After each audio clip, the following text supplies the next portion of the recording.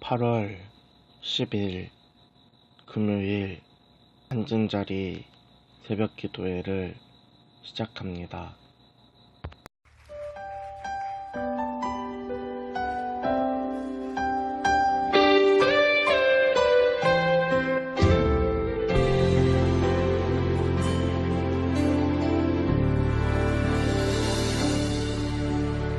이곳에 임하신 하나님 나라 가난한 마음으로 바라보리라. 먼저 그 나라 그 뜻 구하며 나의 삶 드리리.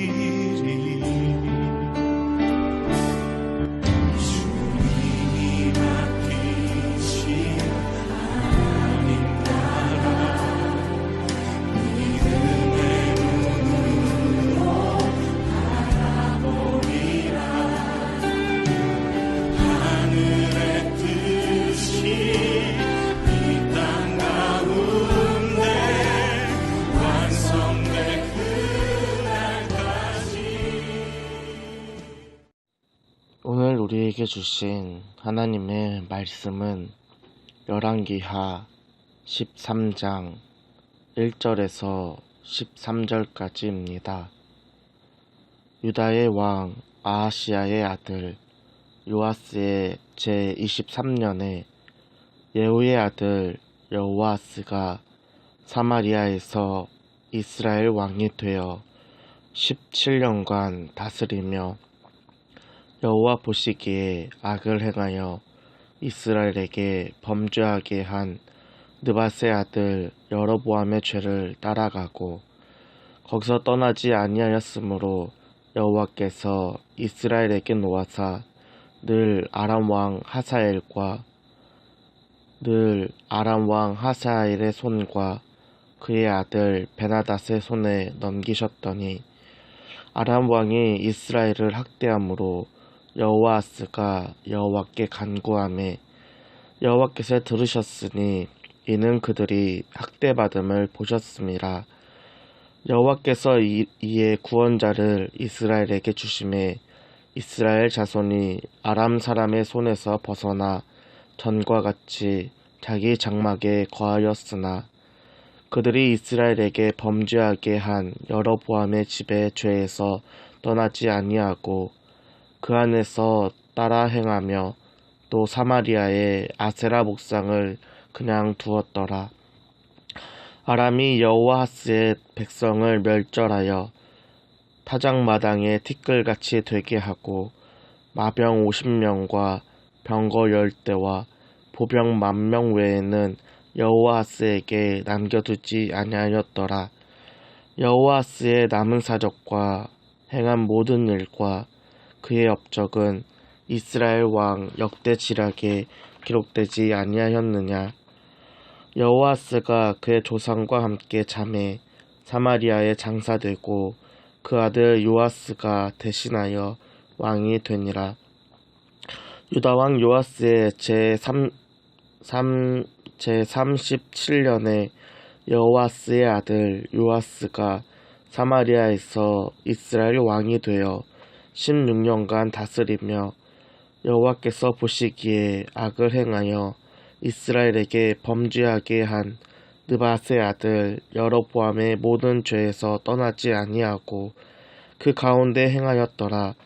요아스의 남은 사적과 행한 모든 일과 유다 왕 아마샤와 싸운 그의 업적은 이스라엘 왕 역대지략에 기록되지 아니하였느냐. 요아스가 그의 조상들과 함께 잠에 이스라엘 왕들과 함께 사마리아에 장사되고 여로보암이 그 자리에 앉으니라.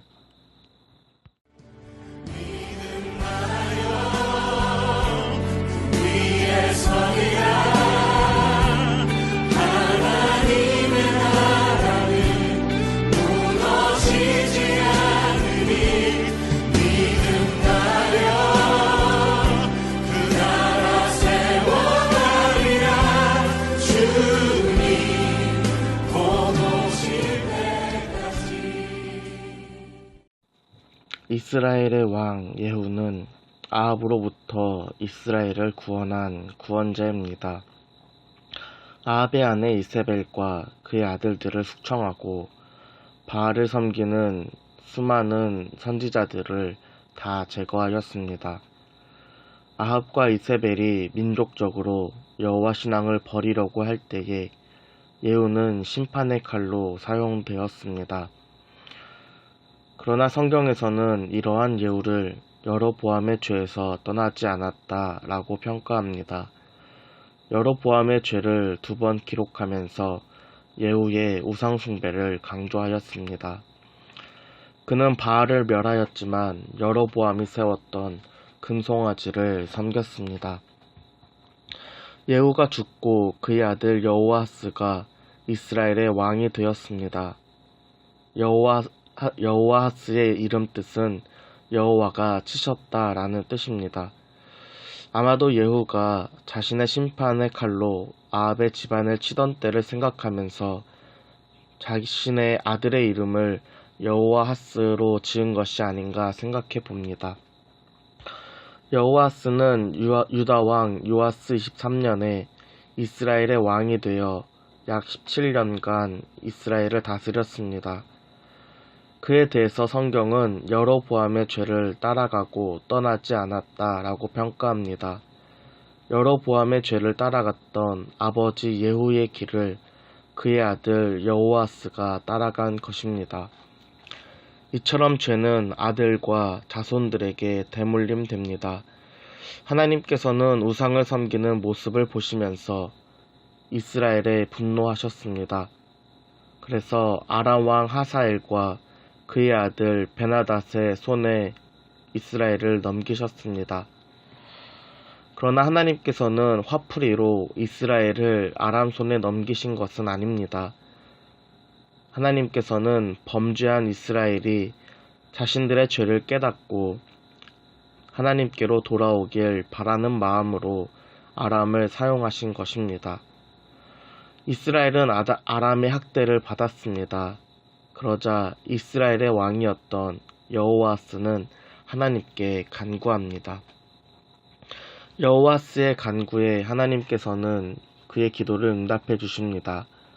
하나님께서는 아람을 사용하셨지만 그들이 이스라엘을 학대하는 것도 보셨습니다. 하나님께서는 즉시 이스라엘에 구원자를 주시고 이스라엘이 아람 손에서 벗어나게 하셨습니다. 그러나 이스라엘이 아람의 손에서 벗어나자마자 여호아하스와 이스라엘은 또다시 하나님 앞에 범죄하여 여로보암의 죄에서 떠나지 않았습니다. 아하스는 하나님을 하나님으로 신뢰하지 않았습니다. 아람의 학대를 받은 것처럼 발등에 불이 떨어질 때에는 하나님을 다급하게 찾았지만 그 문제가 해결되면 하나님을 떠난 것입니다. 세상에는 여호아하스와 같은 문제 때만 하나님을 찾는 사람들이 많습니다. 진로, 사업, 건강, 취업 등과 같이 우리 삶에 발생하는 문제들을 가지고 하나님께 매달리는 것입니다. 그때 이들의 신앙을 보면 굉장한 신앙인처럼 보입니다. 대학에 합격하기만 하면, 병이 낫기만 하면, 사업이 성공하기만 하면 전부를 하나님께 드릴 것만 같습니다. 그러나 이들은 대부분 자신의 문제가 해결되고 나면 여호아스와 같이 하나님을 떠나 또 다른 우상을 섬길 것입니다. 이러한 신앙은 자녀들에게 대물림됩니다. 여호아스가 괜히 여로보암의 죄에 빠진 것이 아닙니다. 그는 그의 아버지 예후에게서 신앙을 배웠습니다. 하나님이 치셨다라는 자신의 이름을 부를 때마다 예후는 하나님의 심판의 칼로 아합 집안을 친 것을 이야기했을 것입니다. 그와 동시에 예후는 산당에 가서 금송아지에게 절하는 모습을 자신의 아들 여호아스에게 보여주었습니다. 그런 아버지를 보면서 여호아스는 신앙생활은 이렇게 하면 되겠구나. 내가 왕이 되면 이렇게 정치하면 되겠구나 라고 생각했을 것입니다. 이러한 신앙의 모습은 여호아스의 아들 요아스에게까지 전수됩니다. 결국 죄가 예후와 그의 아들 여호아스와 또 그의 아들 요아스에게 전수되어 대물림되어 결국 여로보암의 죄에서 떠나지 않게 되었습니다. 오늘 말씀을 통해서 우리의 모습은 어떤가 돌아보는 시간이 되기를 바랍니다. 오늘 우리의 모습을 보면서 우리 다음 세대들이 우리의 신앙을 보고 배우고 있습니다. 우리의 신앙을 보면서 우리의 모습을 보면서 아이들이 그리고 학생들이 자녀들이 그대로 배우고 있습니다. 오늘 말씀을 통하여서 나의 신앙은 어떤가 나의 모습은 어떤가 점검하는 시간이 되기를 바랍니다. 함께 기도하겠습니다.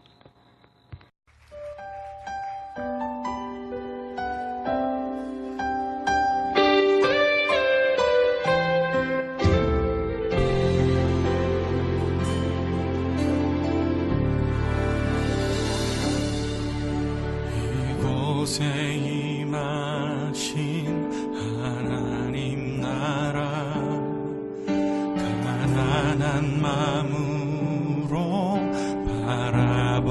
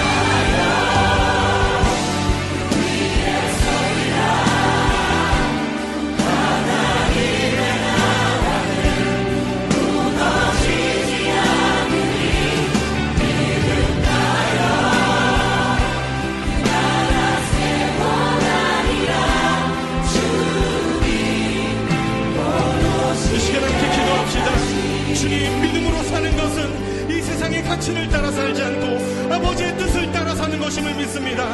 아버지 의를 구하며 순종한 자들을 통해 오늘 이 땅의 교회를 하나님의 나라를 이루신 주님, 오늘 우리도 믿음으로 말씀을 따라 살겠습니다. 우리와 함께 하시며 우리